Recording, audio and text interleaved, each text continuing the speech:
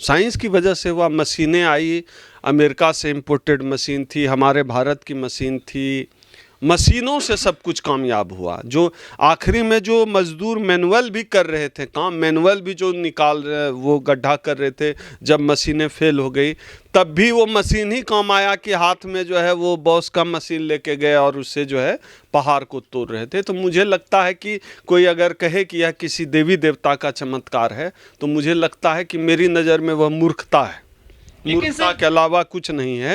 यह सब मशीन की वजह से संभव हुआ, विज्ञान की वजह से संभव हुआ कि हमारे 41 भाई जो है स्वकुशल लौट आए। अगर भगवान ही होता है, जो परसेप्शन है ईश्वर को लेकर, भगवान को लेकर चमत्कारी होते हैं, ये वो किसी चमत्कार से तो कुछ हुआ नहीं, विज्ञान की वजह से हुआ। लोग कहते हैं कि वहाँ बाबा केदारनाथ की कृपा हुई है, देवभूमि है उत्तराखंड। अरे भाई, देवी वास करती है, केदारनाथ है, तो बेचारे मजदूर फंसे क्यों? मुझे तो लगता अधिकांश लोग हिंदू थे, तो जो फंस गए 17 दिन के लिए तो देवी जी की कृपा थी। मतलब आप जो है मीठा मीठा जो है गप गप, और जो है थोड़ा सा करवा हुआ तो थू थू, ये नहीं चलेगा। अगर करें निकाला गया भगवान की कृपा से, तो फंसा किसकी कृपा से? देखिए क्या है कि वो एक सामान्य सी बात है, एक दुर्घटना हुई, ये कोई हास परिहास या फिर इसके बहाने अंधविश्वास, मूर्खता को जो है बढ़ावा नहीं देना चाहिए। वो एक मानवीय भूल हुई होगी, हो सकता है कोई चूक हुई होगी जिसकी वजह से जो है वो ढह गया सुरंग, और फिर साइंस, टेक्नोलॉजी और मशीनों की मदद से जो है लोग वहाँ से जिंदा निकल गए। अब इसमें भगवान देवी देवता खाम खा घुसाना, भगवान देवी देवता ले तो गए थे अहमदाबाद, काहे ने भारत को वर्ल्ड कप जितवा दिया। टीवी पे ज्योतिषाचार्य सब बैठे हुए थे, तो क्यों नहीं जितवा दिए वर्ल्ड कप? खैर, हम तो एक बात का शुक्र मनाते हैं कि जो है मोदी जी वहाँ नहीं गए। कम से कम हम लोगों को डर लग रहा था, क्योंकि जिस तरह से उनको फ़ोटो खिंचाने का शौक़ था, हमको लगा कहीं हाथ में फावड़ा लेके न उधर से मोदी जी निकल जाएं। भैया, कोई ठिकाना नहीं जिस तरह से प्रचार का काम इनका चलता है मोदी जी का। एक तो ये डर था, दूसरा डर ये था कि हम अब शकुन अंधविश्वास पे तो वैसा यकीन मेरा है नहीं, लेकिन फिर भी लोग ऐसा कहते हैं। मैं ऐसा नहीं कहता, मैं तो साइंस टेक्नोलॉजी पर यकीन करता हूँ। जैसे पनौती जैसा शब्द मैं नहीं बोलता हूँ, प्रायः नहीं बोलता हूँ पनौती जैसा सब, लेकिन लोग कहते हैं कि अच्छा हुआ मोदी जी वहाँ नहीं गए। लेकिन हम तो चाहते जाए, किसी के न जाने से भी अगर किसी की जान बचती हो, 41 जाने, वो 41 जाने ज़्यादा महत्वपूर्ण है। देखिए, जब से इस देश में संविधान लागू हुआ, जब से विज्ञान आ गया, तब से जो है मुँह से पैदा होना भी बंद हो गया है, सूरज को निगलना भी बंद हो गया है, और कोई महिला नदी में नहा रही है, ऊपर से स्पर्म टपक गया, उससे बच्चा पैदा हो गया, वो सब नाटक ही सब बंद हो गया। ये सब जो मैल है, कोई भगवान, शायद मुझे याद नहीं है, ये भी कहानी सुनी है कि किसी के जो गंदगी है, मैल से भी कोई बच्चा पैदा हो गया। तो इस मैल जो होता है, जैसे ऐसे किए तो इससे कुछ गंदगी जो निकला मैल, तो उससे भी बच्चा पैदा हो गया है। मछली के मुंह में गिरा मैल, उससे बच्चा पैदा हो गया। इस तरह की तमाम मूर्खताएं जब से विज्ञान आया, टेक्नोलॉजी आया, भारत देश के संदर्भ में जब से संविधान लागू हुआ, तब से ये सब मूर्खताएं होनी बंद हो गई। सूरज को उगल जा रहे तो इस सब का कोई मतलब नहीं है, सूरज को निगल लिए उगल लिए पता नहीं। अब देखिए कि मूर्खता तो हमेशा से जिंदाबाद इस देश में रहा ही है, तो इसमें नई बात क्या है? बिल्कुल खुशी मनाने की बात ही है। वो मेहनत कश हैं, वो सुरंग बना रहे थे, खुशी तो मनाना ही चाहिए। हम लोग सब लोग खुश हैं और खुश होना भी चाहिए, खुश होने की बात है। अच्छी बात यह है कि एक बार फिर यह साबित हो गया कि विज्ञान और टेक्नोलॉजी, साइंस टेक्नोलॉजी दुनिया के हर अंधविश्वास, पाखंड, आस्था, भगवान, ये सबसे ऊपर है विज्ञान। ये एक बार फिर से साबित हुआ इस बहाने कम से कम। तो अच्छी बात है कि एक बार फिर मुझे लगता है कि जो हमारे 41 मजदूर भाई निकले हैं, जिसमें हमारे बिहार के भी साथी हैं, तो विज्ञान की भी जीत की तरह इसको देखना चाहिए। लोगों में जिस तरह से अंधविश्वास है, वैसे दौर में टेक्नोलॉजी की वजह से उन सबों की जान बची है, तो साइंस का भी धन्यवाद। लेकिन क्रिकेट के लिए हमारे देश के लोग हवन करते हैं, पूजा करते हैं, जौ उगा लेते हैं छाती पर और घी फूंकते हैं। इन मजदूरों के लिए किसी ने कोई हवन ही नहीं किया था देश में कहीं भी, इसीलिए तो बच गए। होना जाना है मशीन से, तो साबित हो गया ना, मशीनों ने जान बचाई 41 जाने।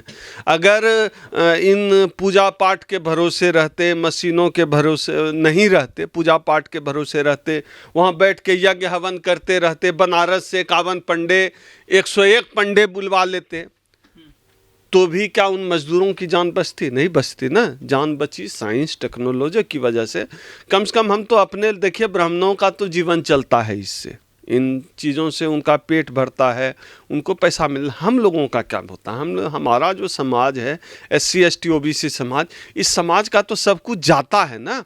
तो जो एनर्जी हमारा समाज उसमें लगाता है, उसमें ना लगाए। आप समझो, हमारे समाज से अपील मैं करता हूँ आपके चैनल नेशनल लीडर के माध्यम से, कि हमारा समाज इस बात को समझे कि इस बात का कोई मतलब नहीं पूजा पाठ, पाखंड, अंधविश्वास, यज्ञ हवन से किसी का कुछ भला होना है।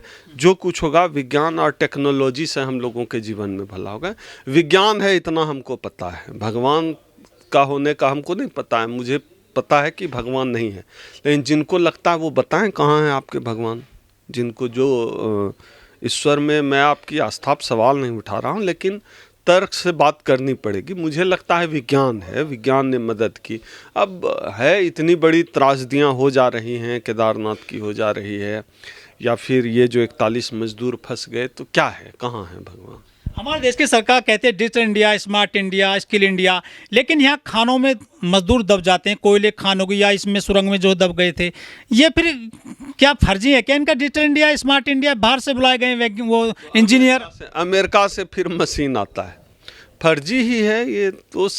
ये सरकार तो प्रचार पे चलती है ना। देखिए IIT जैसे संस्थान, JNU जैसे संस्थान, या तमाम जितने BITs हैं, जितने यूनिवर्सिटीज़ हैं, सब में रिसर्च डेवलपमेंट का काम रोक दिया गया है। सबका प्राइवेटाइजेशन जिस तरह से किया जा रहा है, तो आप जब तक इनोवेशन पे खर्च नहीं करेंगे, साइंस टेक्नोलॉजी पे खर्च नहीं करेंगे, वापस आप पुरातन व्यवस्था की ओर जा रहे हैं। जैसे कि पत्ता लपेट के जिस समय हुले ले करते थे, वो कह रहे हैं संस्कृति, ये वो। कौन सी संस्कृति भैया जी? किस भारतीय संस्कृति की बात कर रहे हैं? जिस भारतीय संस्कृति में शूद्र के कान में, OBC के कान में पिघला हुआ शीशा डाल देते थे जब वो पढ़ता था। जब शंभूक तपस्या करता था कोई OBC, तो आप उसका गर्दन उड़ा देते थे। वो वाला राम राज्य वाला ये दौड़ लाना चाहते हैं। ये इनका राम राज्य बड़ा खतरनाक है। इनका राम राज्य सबके लिए खतरनाक है। अभी उत्तर प्रदेश की एक घटना मेरठ में शायद हुई है, किसी के ऊपर शायद पेशाब कर दिया है, 12वीं का स्टूडेंट है। अब जो है 12वीं के स्टूडेंट पे पेशाब कर दिया। तो ये सबके लिए खतरनाक है। हाँ, राम राज्य, हिंदू राष्ट्र, हिंदू धर्म, इसका फायदा राजनीतिक दल को भले ही हो जाए, लेकिन जनता को कुछ फायदा नहीं होने वाला है। ये जो राम मंदिर का अभी पूरा प्रोपेगेंडा चल रहा है, इसका फायदा किसको होगा? किसी जनता को? 600 किसको? किलो घी जलाया जाएगा सर। इस 600 किलो घी के जलने से किसका फायदा होगा? सिर्फ एक राष्ट्रीय जो है पार्टी को फायदा होगा, राजनीतिक दल को। जनता को क्या फायदा होना? जो इस वीडियो को देख रहे हैं, आस्क योरसेल्फ, खुद से पूछिए कि राम मंदिर बन जाएगा, आपका क्या फायदा होने वाला है? क्या आपके बच्चे को रोजगार की गारंटी मिलेगी? क्या डीजल सस्ता मिलेगा? क्या पेट्रोल सस्ता मिलेगा? क्या विश्वविद्यालय में गुरु आ जाएंगे? टीचर की बहाली होगी? क्या पढ़ाई सस्ती हो जाएगी? क्या डॉक्टर और इंजीनियर आप अपने बच्चे को डॉक्टर और इंजीनियर बनाना चाहते हैं, क्या वो इतना सस्ता होगा कि आप अपने बच्चों को डॉक्टर और इंजीनियर बना सकें? तो अगर ये सब नहीं होना है, तो राम मंदिर का आपके ज़िंदगी में क्या फ़ायदा होना है? मैं तो SC ST OBC समाज से सवाल करता हूँ, आपके ज़िंदगी में कोई बदलाव नहीं होना है। ना आपके बच्चे की नौकरी लगेगी, ना आपका कोई भला होने वाला है। इसलिए इस जो भारतीय जनता पार्टी का यह प्रोपगेंडा है, इस प्रोपगेंडा से दूर रहिए। और राजनीतिक ही अगर आपको राह लेना है, तभी मेरी दृष्टि में मुझे लगता है कि अभी जो भारतीय जनता पार्टी को जो हराने वाली पार्टी है, इस धर्म के बखेरे से निकल के, क्योंकि इनका जो टाइमिंग है राम मंदिर के उद्घाटन का, वो टाइमिंग चुनाव का है। हम लोगों को किसी भूले भटकावे में SC ST OBC समाज को नहीं आना है। SC ST OBC समाज ठीक से समझ ले, आज की तारीख में एक एजेंडा रखिए, जो बहुजन की बात करेगा वही बहुजन पे राज करेगा। और मुझे लगता है कि आज बहुजन की बात राहुल गांधी कर रहे हैं, आज बहुजन की बात मल्लिकार्जुन खड़गे कर रहे हैं। आज बहुजनों के मुद्दे पर इंडिया गठबंधन काम कर रही है। आज बहुजनों के मुद्दे पर जो है नीतीश कुमार और तेजस्वी यादव काम कर रहे हैं। तो जो बहुजन की बात करेगा SC ST OBC समाज को उसी के साथ खड़ा होना चाहिए। सुरंग के मामले में धीरेन्द्र शास्त्री का कहीं इंटरफेयर नहीं रहा है, उन्होंने कोई पर्ची भी नहीं निकाली, वो तो पहले से बता देते हैं कि धीरेन्द्र शास्त्री क्रिकेट वाला जो पर्ची निकाला था कि भारतीय क्रिकेट टीम जीत जाएगी, तो धीरेन्द्र शास्त्री लगता है उस सदमे से नहीं निकल पाया। लोगों ने बहुत ट्रोल किया है उसको। तो लगता है कुछ दिन अभी पर्ची निकालने का काम उसका बंद रहेगा, क्योंकि क्रिकेट वाले में फेल हुआ। ये तो फेल है, नौटंकी है, तो पर्ची कहाँ से निकालेगा। तो साइंस टेक्नोलॉजी का काम है। तो इसकी पर्ची, ज्योतिष शास्त्र, ये सब क्या है? ये सब मूर्खताएं हैं। और हम लोग फैक्ट पे यकीन करते हैं, साइंस पे यकीन करते हैं, विज्ञान पे यकीन करते हैं, संविधान पे यकीन करते हैं।